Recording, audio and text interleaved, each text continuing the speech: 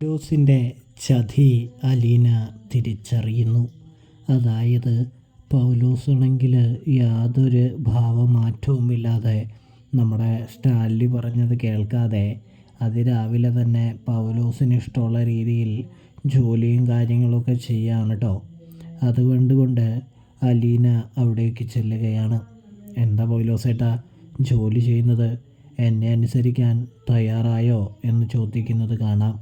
എൻ്റെ കുഞ്ഞെ, എൻ്റെ ജോലി ചെയ്യാനേ എനിക്കറിയാമെന്ന് പറയുമ്പോൾ അപ്പോൾ പൗലോസേട്ടൻ എന്നോട് യുദ്ധത്തിന് തന്നെ തീരുമാനിച്ചാണ്.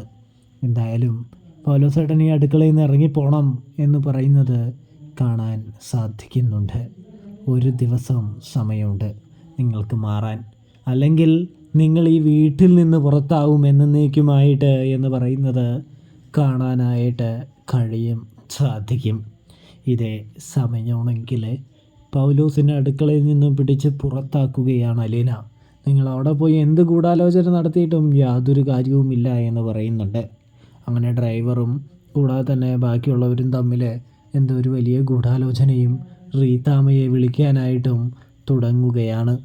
അത് കണ്ടുകൊണ്ട് അലീന അവിടേക്ക് എത്തുമ്പോൾ ആരെ വിളിച്ചിട്ടും യാതൊരു പ്രയോജനവുമില്ല. ഇതെൻ്റെ പപ്പയുടെ വീട്, എൻ്റെ വീട് എന്ന് പറയുന്നത് കാണാനായിട്ട് കഴിയും.